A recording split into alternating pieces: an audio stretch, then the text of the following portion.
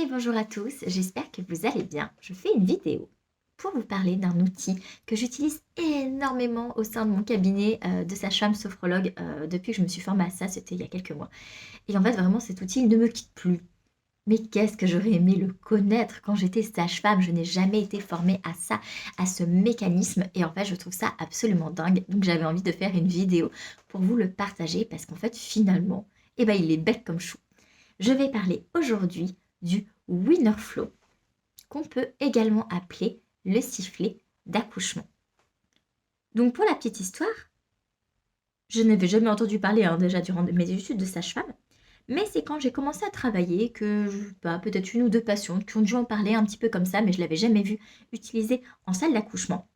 Et puis, je savais que ça existait, je m'étais un tout petit peu renseignée sur le principe global. Et c'est vrai que ça m'arrivait parfois de le conseiller à des patientes en disant: «Ah, renseignez-vous sur ça, ça pourrait être bien.» Mais c'est vrai que j'avais pas plus d'infos que ça et je ne l'avais jamais eu en main, je ne l'avais jamais testé. Et puis, j'ai eu l'occasion de me former à ça justement l'année dernière. Et là, ça a été le coup de foudre. Alors, je n'ai aucune action, d'accord, pour les vendre des formations ou pour le faire acheter, je ne gagne rien. Mais vraiment, je me suis dit, pour une fois, là, je peux vraiment me l'approprier cet outil. Je l'ai avec moi, je peux le montrer, je peux le faire manipuler aux gens. Et qu'est-ce qu'il est chouette. Alors, l'idée, c'est moi de vous en parler déjà dans un premier temps dans cette vidéo, dans un contexte de grossesse, d'accouchement et aussi un petit peu de postpartum. J'ai bien d'autres utilités de ce sifflet-là dans d'autres branches de mon activité, telles que les problèmes de gynécologie féminine, les problèmes sexuels comme le vaginisme ou des vulvodynies. Mais ça, voilà, j'en parlerai plus tard, mais je suis contente parce que finalement, je m'en sers pas que pour de la prépa à la naissance, je m'en sers également pour d'autres choses. Le principe de base de ce petit outil, on pourrait appeler ça un embout d'exsufflation. On va dire un sifflet, mais ça ne fait pas de bruit. C'est pour ça que le mot sifflet est peut-être un petit peu fort. Ça va être d'expirer dedans. C'est quelque chose qui va nous permettre de souffler dedans et donc d'aider notre respiration à faire plusieurs choses. On va revenir sur chacun de ces choses, mais d'abord la première, ça va être de se détendre. Et ça peut être utile quand on est enceinte ou qu'on est en train d'accoucher. D'oxygéner notre corps et notre bébé, indispensable, d'accord? Donc là, ça va renforcer cette oxygénation. Et surtout, et moi, c'est bien le mécanisme qui m'intéresse le plus, c'est que ça va aider le bébé à se mettre dans le bon axe. Et ça, je vous montrerai un petit peu comment justement, avec ma maquette, ce bébé, il va pouvoir se mettre dans le bon axe grâce notamment à ce sifflet qui va renforcer, potentialiser les effets de notre respiration. Alors déjà, on va voir un peu comment il s'utilise, comment il se met en bouche, comment il est fabriqué, parce que vraiment les choses sont très très simples. L'idée, c'est que c'est un sifflet. J'espère que c'est pas trop flou. Et en fait, tout simplement, donc on va mettre la bouche ici, l'air va sortir par le petit trou. Et en fait, on a une petite molette ici. Et on va pouvoir tout simplement réguler le débit de l'air qui sort. Et c'est bien ça qui m'intéresse avec ce sifflet, parce qu'en vrai, sinon, on pourrait prendre une paille. Mais là, on va pouvoir avoir plusieurs débits différents qui vont permettre de potentialiser l'effet de notre respiration en fonction de notre état. Est-ce qu'on est enceinte? Est-ce qu'on est en début de travail? Est-ce qu'on n'est pas aussi durant les efforts expulsifs? Donc le but, ça va être effectivement de moduler un petit peu ce débit de l'air en fait qui sort de l'embout. Et donc ça va se mettre, on va le mettre comme ceci, les dents au niveau de la première butée et tout simplement les lèvres qui vont venir se refermer dessus comme ceci. Tout simplement. L'idée de ce sifflet, c'est d'inspirer par le nez ou par la commissure des lèvres, parce que sinon, on va jamais prendre des grandes inspirations. Et ça va être de souffler dedans, notamment le plus longtemps possible. Là, je vais mettre exprès sur un débit qui est assez ouvert, d'accord, du sifflet. On sent la différence, et vous, il faudrait que vous l'ayez en bouche pour sentir, mais vous allez entendre le flux un petit peu de l'air.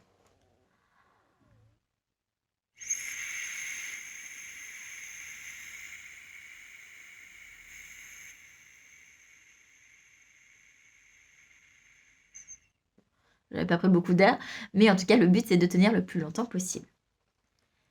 Si on cherche quelque chose qui est un peu plus challengeant, ce sera notamment le cas de la poussée, mais on va revenir dessus.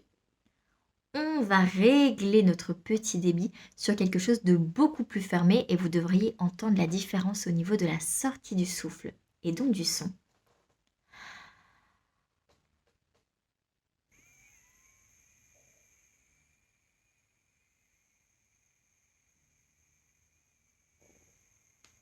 Etc., etc.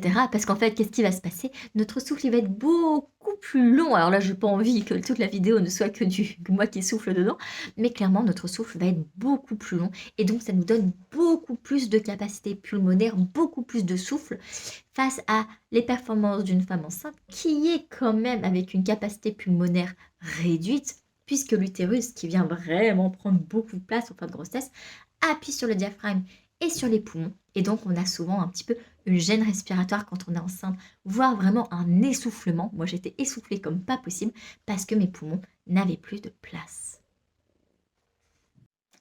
Alors, j'ai dit que le principe était simple. Il n'est pas aussi simple que ça quand même. Il faut qu'on rajoute quelque chose. Ce n'est pas juste de souffler dans ce sifflet, dans cet embout d'exsufflation. Il y a autre chose qu'on va faire en même temps qui va justement aider le bébé à bien se positionner. Avant que je vous montre ce qu'on va faire, je vais prendre mon bébé qui est plein de yaourts, mais c'est pas grave, ça, c'est ma fille qui a joué avec et ça fait du vernix. Mon bassin anatomique, donc voilà, on imagine tout simplement le bassin d'une femme, d'accord? Là, on voit la structure osseuse avec quand même la symphyse pubienne et puis un petit peu les articulations qui vont bouger, c'est le cas en fin de grossesse. Et le but, ça va être d'imaginer que si notre bébé a la bonne idée, d'accord, de se mettre la tête en bas, parce que c'est un peu plus commode pour accoucher, même si lorsqu'ils naissent par le siège, ça peut très bien marcher, évidemment. Mais voilà, on va prendre plutôt le cas de figure général du bébé qui commence à se positionner en bas. Qu'est-ce qui se passe lors d'une grossesse et ce qui va faire l'arrondi du ventre? Le bébé, il est posé un petit peu comme ça, d'accord? Il faut vraiment imaginer. Ici, sur le côté, c'est l'arrondi du ventre. Il faut imaginer que chaque contraction qu'on va avoir, elle va essayer de propulser le bébé vers le bas lorsqu'on est en train de se mettre en travail. Donc le corps, il fait le job tout seul, mais nous, on va peut-être pouvoir quand même le soutenir. Ok, si les contractions propulsent mon bébé vers le bas, mais que mon bébé est orienté de cette manière-là, eh bien en fait, qu'est-ce qui va se passer? Sa tête va venir buter, hop, je vais peut-être enlever ma main, contre le sacrum, le coccyx. En vrai, il finira par sortir notre bébé, mais c'est pas si simple que ça. Moi, ce qui va m'intéresser, et ça c'est vraiment de la mécanique obstétricale que je n'avais pas du tout quand j'étais sage-femme, c'est plutôt de ramener le bébé vers la colonne vertébrale. Et là, évidemment, alors il fait pas le yo-yo à ce point-là, hein, notre bébé dans le bassin, c'est pour vous montrer à quel point en tout cas, c'est quand même beaucoup plus facile de le faire sortir lorsque le bébé est près de notre colonne vertébrale plutôt que lorsqu'il est tout simplement avec cet arrondi du ventre. Je fais le lien avec notre sifflet, notre winner flow. Qu'est-ce que ça veut dire? Ça veut dire qu'en fait, finalement, quand on va souffler dans ce petit embout, eh bien, moi, je demande aux femmes enceintes, puis après qui accouchent, de rentrer leur ventre, de rapprocher le bébé de leur colonne vertébrale pour que justement, on puisse commencer à mettre le bébé dans le bon axe. Le corps, il le fait un peu tout seul, par des postures, etc. Mais si on a une péridurale qui est trop dosée et qu'on ressent moins les choses, si on n'a pas cette liberté de pouvoir se mouvoir un petit peu comme on en a envie, ou si on n'a juste pas cette notion que rapprocher le bébé permet d'accélérer un peu les choses, eh ben c'est peut-être pour ça qu'il y a des fois des accouchements un petit peu à rallonge et qu'on est obligé de surmédicaliser. Là, l'idée du coup, ça va être effectivement qu'à chaque fois qu'on va respirer et notamment souffler dans cet embout, eh bien on va rapprocher notre bébé de notre colonne vertébrale. Et donc ça, c'est effectivement un effort supplémentaire à devoir fournir, mais c'est pour ça aussi qu'on doit s'entraîner pendant la grossesse pour que ça devienne un petit peu plus automatique le jour J. Moi, je vais vous montrer à quoi ça va ressembler sur moi. Alors c'est dommage parce que si j'avais eu l'idée de faire cette vidéo il y a quelques mois avec mon énorme ventre parce que j'ai accouché il y a seulement 2 mois, eh ben, ça aurait été beaucoup plus parlant pour vous, mais vous aurez quand même l'idée, même si j'ai pas un gros ventre à montrer. L'idée du coup, c'est de faire mettre peut-être les femmes sur le profil, elles peuvent se regarder dans un miroir, je trouve ça hyper pédagogique qu'elles aient vraiment ce retour de qu'est-ce qui est en train de se passer. Ça va être de prendre une grande inspiration par le nez ou par la commissure des lèvres, de mettre le sifflet et de souffler en même temps. Et on a dit qu'en même temps qu'on va souffler, on va vraiment venir rentrer le ventre. Moi, ce que je vais faire, c'est que je vais mettre ma main pour vraiment venir plaquer ma chemise contre mon ventre pour que vous puissiez voir un petit peu l'évolution. Mais encore une fois, c'est bien sûr si on avait un plus gros ventre qu'on verrait vraiment à quel point il est possible de le rentrer. Bien sûr, petite précision, on ne peut pas faire de mal à son bébé en rentrant le ventre. Ce n'est pas possible. Alors si on le faisait à tout moment, avec quelque chose qui serre vraiment le ventre, des femmes qui veulent pas rentrer le ventre, qui mettent des gaines, etc., peut-être qu'à force, ce serait pas confortable, mais plus pour soi que pour son bébé. Le bébé, lui, il est bien protégé dans sa poche des os, dans sa poche de liquide amniotique.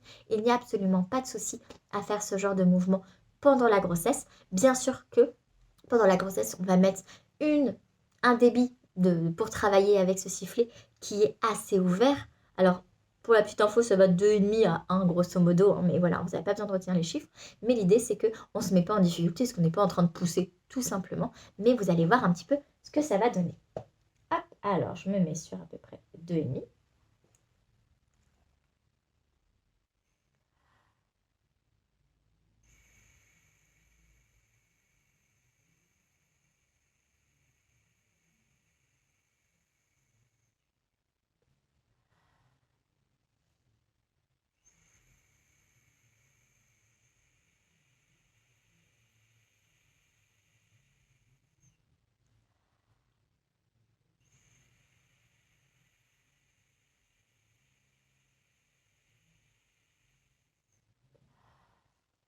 Normalement, vous avez un peu vu mon ventre, on va dire, ça ne va pas tant parce que je ne suis pas enceinte, mais qui bouge et j'accompagne ce mouvement justement de faire revenir ce ventre, ce potentiel bébé vers ma colonne vertébrale.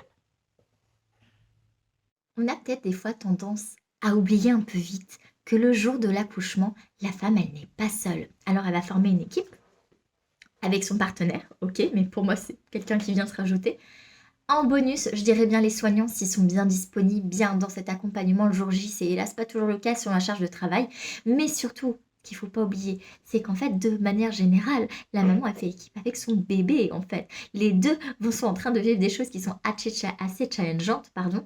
Et l'idée, eh bien, c'est peut-être d'accompagner son bébé vers la sortie et de se dire, en fait, que ce mouvement qu'on va faire de souffle et de rentrer le ventre, il va permettre réellement d'aider notre bébé à se mettre dans cette bonne position, ce bon axe, et donc de faciliter les choses, notamment la descente du bébé dans le bassin. Ça, c'est souvent une étape, cette descente du bébé, l'engagement et ensuite le franchissement des différents détroits du bassin, sans rentrer dans les détails, hein, d'accord.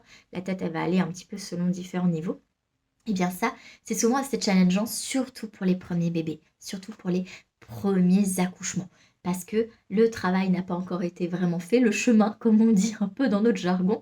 Et donc du coup, ça, souvent, ce sont des étapes qui sont assez simultanées lors d'un deuxième. Moi, mon premier accouchement en 36 heures, c'était un déclenchement. Le deuxième accouchement, moins de 2 heures. Ah ouais, quand même. Donc c'est pour dire aussi que c'est pas pareil quand c'est un premier enfant ou un deuxième, mais on a un bébé à faire naître, on fait équipe avec lui et donc on peut l'accompagner. Si encore une fois je reprends en même temps que je vais souffler dans mon embout, d'accord, pour vous montrer avec la maquette, ça sera peut-être plus parlant que moi qui n'ai pas beaucoup de ventre. Hop.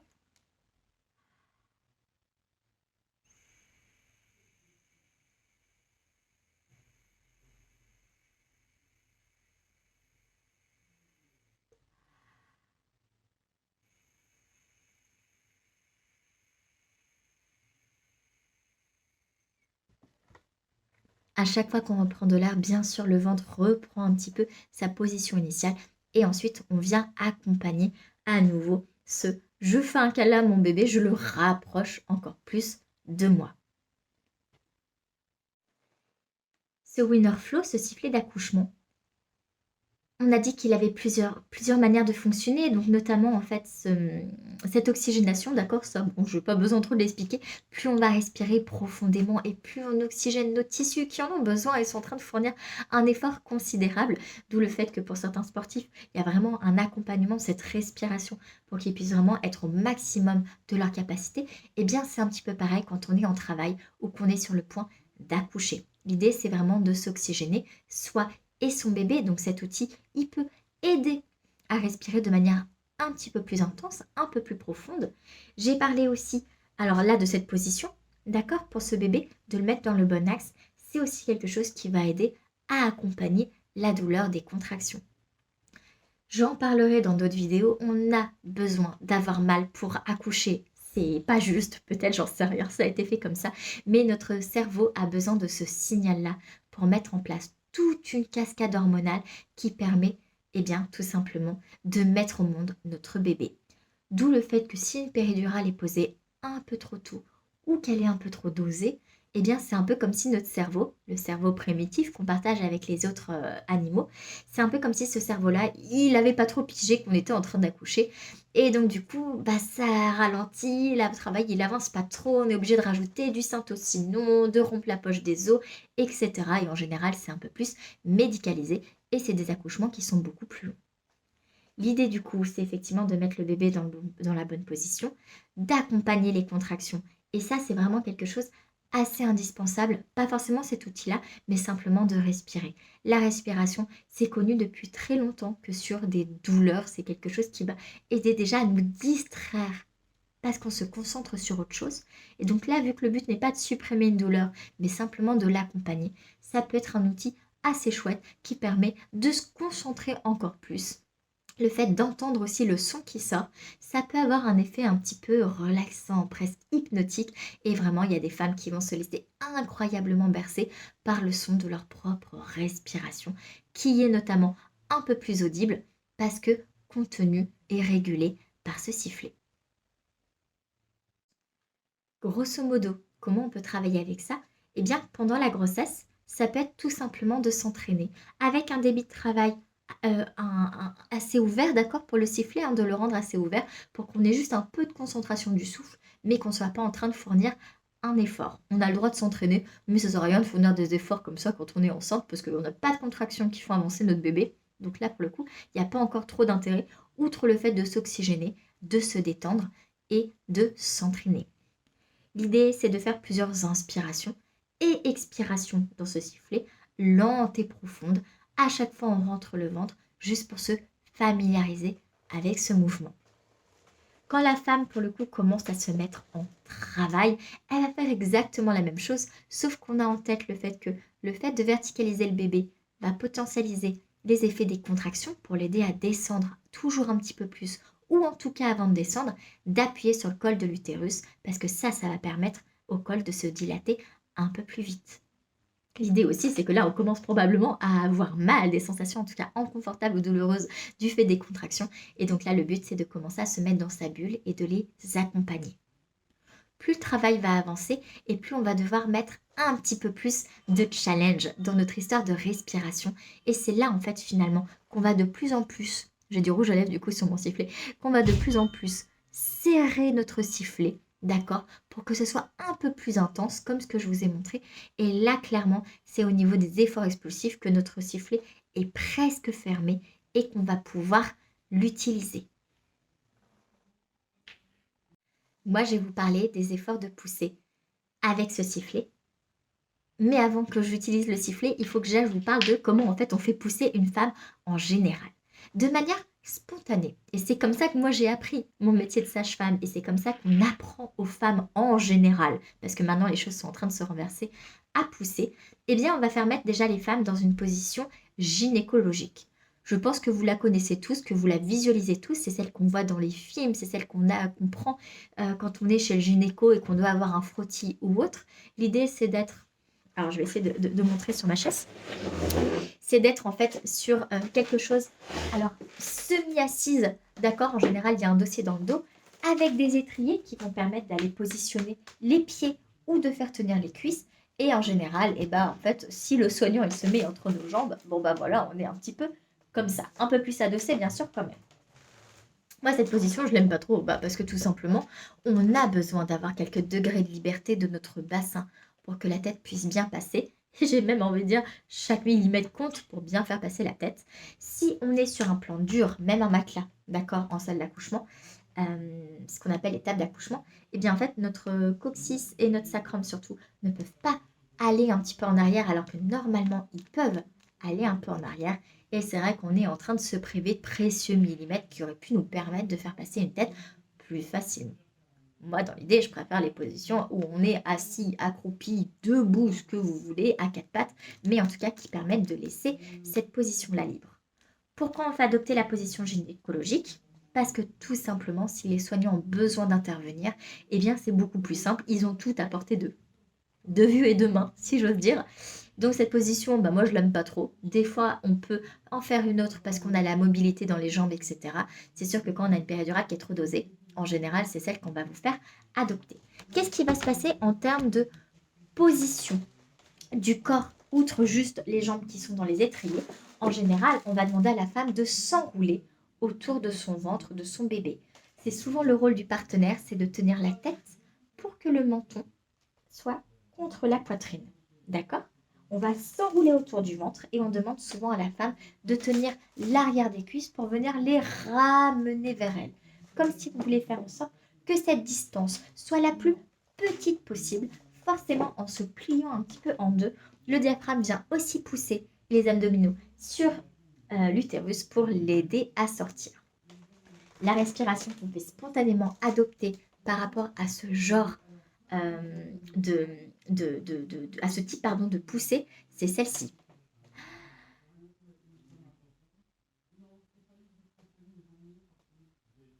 En général, on devient tout rouge et on est en apnée. C'est ça qu'on fait faire spontanément aux femmes. Surtout celles qui n'ont pas le temps de faire beaucoup de cours de préparation à la naissance, celles qui, voilà, qui accouchent mais que le bébé est encore haut. En général, on les fait pousser en apnée. Le problème, c'est que c'est une poussée qui est presque, alors, trop efficace, pas forcément, parce qu'en plus de ça, vous allez voir qu'on ne met pas forcément le bébé dans le bon axe, mais c'est sûr qu'elle est puissante. Elle est même trop.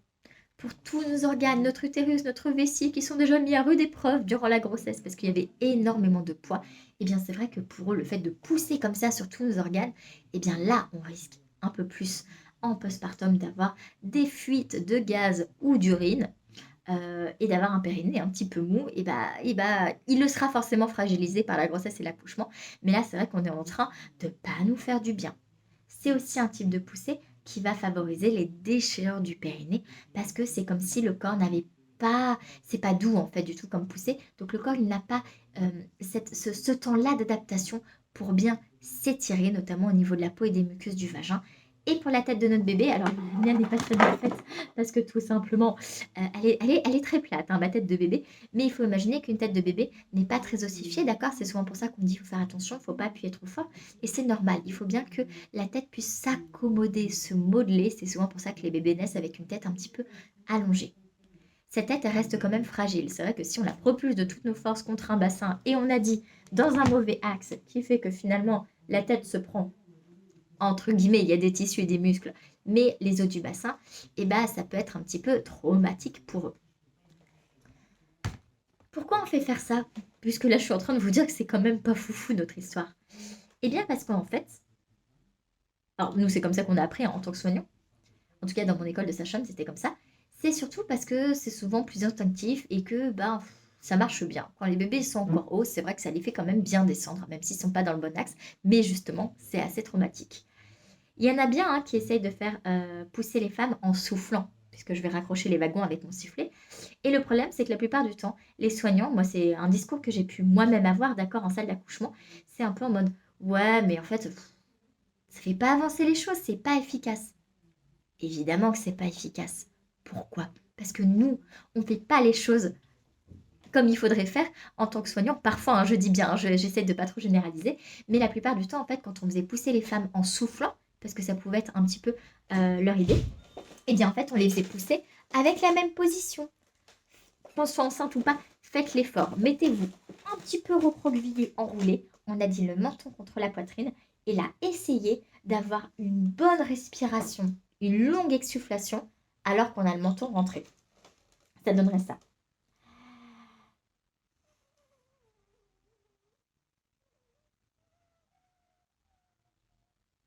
Il se passe pas grand-chose. Alors, il se passe pas grand-chose parce que je suis pas enceinte, on est bien d'accord. Mais clairement, c'est quelque chose qui est inefficace. Parce qu'on n'a pas la bonne posture pour le faire. Mais le problème, c'est que si on ne fait pas adopter la bonne posture à nos femmes, mais qu'ensuite on dit bah oui, du coup ce souffle il n'est pas efficace, bah, c'est un peu comme si on venait le mettre à la poubelle alors qu'en fait c'était pas juste la bonne manière de le réaliser. C'est quoi la bonne posture, les bonnes postures à avoir justement quand on désire accoucher vraiment cette phase finale des efforts expulsifs en soufflant? Eh bien, c'est au contraire plutôt que d'être dans un enroulé. D'ailleurs, quand on est enroulé, le ventre il va aller vers le haut, donc on est encore moins en train de mettre le bébé dans le bon axe. On va au contraire chercher à s'étirer. Moi, je vais vous demander, vous allez faire ça devant votre ordi ou téléphone, et bien tout simplement de lever les bras en l'air. Étirez-vous, qu'on soit enceinte ou pas. Forcément, qu'est-ce qu'on va constater? C'est que notre ventre, il va spontanément rentrer. Et c'est ça que je veux, puisqu'on est déjà en train d'accentuer ce mouvement, mais le corps, il le fait tout seul quand on est dans une position étirée. Allez, on va rester sur une position gynécologique parce que c'est parfois celle qu'on va être fortement incité, voire obligé de prendre, mais vous allez voir que c'est exactement l'inverse. La femme, elle est quand même du coup avec les quatre pattes en l'air, la vulve exposée, c'est le but parce que c'est le confort des soignants, d'accord? Mais l'idée, c'est que plutôt que de rapprocher les jambes, on va souvent demander aux femmes de les pousser. Ça peut être avec les mains, comme ça peut être les pieds qui sont calés dans des étriers et on va les pousser. Il faut qu'ils soient calés pour qu'on ait bien ce truc de je les éloigne de moi, mes jambes. Au niveau du buste, au niveau des mains, on va être sur quelque chose qui permet justement d'aller encore plus favoriser cette position étirée. Ça peut être le cou du partenaire, d'accord, s'il a des cervicales solides. Ça peut être un moyen de suspension. Ça peut être les barres ou le mur derrière soi, d'accord, en étant un peu plus penché. Mais clairement, ça, c'est quelque chose qui va permettre d'adopter cette position ou encore une fois, plutôt que d'être comme ça, avec le bébé qui essaye un peu de pousser, et bien là, tout simplement, il est enfin dans le bon axe. Cette position, du coup, c'est celle en gynéco, position gynécologique, c'est celle vraiment où on s'étire avec ce, notamment avec notre sifflet, qui va permettre d'accoucher et que ça soit pas en mode oh là là, mais qu'est-ce que c'était galère, je ne ferai plus jamais refaire cette respiration-là à une femme qui accouche parce que oh là là, ça a duré trop de temps, etc. Non, celle-ci va être beaucoup plus efficace. On peut bien sûr adopter, si on est libre de ces mouvements, une position à quatre pattes qui va permettre exactement pareil d'être dans l'étirement et de faire ce genre de choses. On peut aussi imaginer qu'on est suspendu, accroupi, assise avec un trou, ce qu'on appelle les chaises percées, au niveau du périnée, pour que justement le bébé puisse naître. Et là, ce sont dans tous les cas des postures que les femmes prennent spontanément quand elles accouchent avec une péridurale qui est très peu dosée, voire pas de péridurale du tout. Si je récapitule du coup, on a vu deux efforts de poussée qui sont différents. D'accord? Alors c'est très dur de se les approprier quand on n'est pas enceinte ou quand on n'a pas encore vécu un accouchement ou qu'on n'est pas là comme ça avec des contractions qui nous permettent d'accoucher. Mais l'idée c'est que les femmes puissent se familiariser avec juste pour se dire ok, pourquoi pas tester le jour J quelque chose où on est vraiment recroquevillé, un peu plus violent on a dit, même si ça fait descendre quand même tant bien que mal les bébés. Mais vraiment, pour la peau, le périnée et nos organes c'est quand même pas folichon quelque chose vraiment où on était en train de bloquer cette respiration, ou au contraire quelque chose où on est plutôt dans l'étirement, mettre le bébé dans le bon axe et souffler. On n'oublie pas, je vous l'ai déjà dit, qu'on est en train de fournir un effort physique. On a besoin de se respirer. C'est pas très bon de se mettre en apnée quand on monte des escaliers, par exemple. Et bien là, c'est la même chose. Surtout que c'est quand même une phase qui est assez sportive. Et en règle générale, on a déjà un petit peu bavé des contractions ou de tout le travail avant ça. Donc la plupart du temps, les femmes sont quand même fatiguées, même si on trouve toujours des ressources insoupçonnées, lorsque vient le moment de pousser. Allez, pour finir, j'avais envie de parler un petit peu des bienfaits de ce sifflet pour le postpartum. Le postpartum, alors, on peut avoir besoin de se détendre, bien évidemment, mais en général, voilà, il y a d'autres choses qu'on va peut-être pouvoir mettre en place. On n'a plus besoin de mettre le bébé dans le bon axe ou de l'oxygéner. Hey, il est sorti, tout va bien. Par contre, ça va être intéressant pour le périnée. Qu'est-ce qui se passe? Et ça, c'est pas quelque chose que je vous ai montré jusque-là. En fait, finalement, quand on va souffler, mais qu'on souffle vraiment à fond. Et c'est en ça que cet outil il est intéressant parce qu'il nous permet d'aller un petit peu plus loin dans l'expiration et de tenir plus longtemps. Tout simplement, notre diaphragme va remonter puisque nos poumons sont en train de se vider. Il faut imaginer que notre périnée, qui est un amas musculaire qui ressemble à notre diaphragme et qui soutient tous les organes du petit bassin, il va bouger en même temps. Donc si on expire très longuement et que notre diaphragme il remonte, et bien notre périnée en bas, alors il va pas arriver jusque-là, hein, c'est pour la vidéo, et bien il va faire pareil. Et ça m'intéresse. Ça, c'est hyper chouette parce que c'est quelque chose du coup qu'on peut essayer de faire même dans les minutes. Alors en général, on accueille son bébé en est dans autre chose. Mais en tout cas, dans les heures qui suivent l'accouchement, on peut très bien se reprendre, se remettre un peu des petites sessions de respiration lente et profonde avec ça parce qu'on va aider déjà l'utérus à revenir à sa bonne place. D'accord? C'est un mécanisme physiologique qui prend plusieurs semaines, mais nous, on peut un peu l'accélérer avec cet outil-là. Et en plus de ça, on est en train de tonifier tout en douceur notre périnée en le remontant. Et pour une fois, on n'est pas en train de le contracter. Et à aucun moment, je fais concentrer sur le périnée. On est juste en train de travailler dessus de manière indirecte pour venir le tonifier. Et ça, mine de rien, quand on se lève après un accouchement, c'est challengeant. On conseille souvent de rester le plus souvent allongé pour qu'il y ait moins de poids et qu'on limite les fuites urinaires. Et bien ça, c'est quelque chose qui peut permettre de les limiter un petit peu. En tout cas, avant de commencer cette fameuse rééducation du périnée, à peu près 2 mois et demi après l'accouchement, ça permet déjà de travailler sur ce périnée. Parce qu'en 2 mois et demi, ça c'est sûr qu'on va devoir quand même porter des charges pas trop lourdes, mais quand même, ne serait-ce que son bébé, et bien ça permet de se tonifier en douceur de manière un petit peu simple. On le fait quelques minutes, plusieurs fois par jour. On essaie de se faire une petite routine peut-être, mais vraiment cet outil-là, on ne le met pas à la poubelle quand on a accouché. On peut également l'utiliser en postpartum. En conclusion, c'était une vidéo, pas si courte que ça, pour expliquer dans les grandes lignes, je ne suis pas rentrée dans tous les détails, mais un petit peu pourquoi cet outil, il est intéressant. On pourrait très bien s'en passer parce que tout ce que je vous ai dit, rien qu'avec le souffle, nous, qu'on peut faire nous-mêmes hein, sans passer par cet outil, rien que ça, c'est intéressant. Et on sera déjà en train d'apporter des bienfaits à notre corps, de mettre le bébé dans le bon axe, etc. C'est juste qu'avec cette capacité pulmonaire qui est un petit peu réduite quand on est enceinte, et des fois,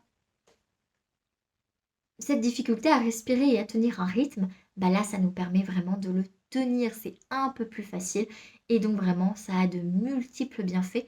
C'est quelque chose qui n'est pas très cher, d'accord? On en trouve même sur Amazon. Voilà, une quinzaine ou une vingtaine d'euros. Le but, c'est pas de se mettre à l'eau et aux patates parce qu'on s'est payé ça. Non, non, non, c'est vraiment un petit gadget qui est d'ailleurs très compatible avec les salles de césarienne, hein, les blocs opératoires, etc. Je ferai sûrement une autre vidéo dessus pour expliquer un petit peu avec la césarienne. Mais en tout cas, c'est aussi simple que ça. Ça se glisse facilement dans sa valise de maternité. C'est cool parce qu'en fait, quand on l'utilise, on peut avoir les mains de libre. Donc ça peut permettre de faire autre chose. Pourquoi pas un point d'acupression en même temps, tout ce qu'on veut. Et vraiment, c'est bête comme chou. Mais qu'est-ce que ça peut changer la donne en termes de durée et de facilité d'accouchement. Encore une fois, de bien s'oxygéner, de favoriser la détente et de mettre le bébé dans ce bon axe. J'espère que je vous ai intéressé avec cette vidéo et je vous dis à la prochaine pour d'autres sujets.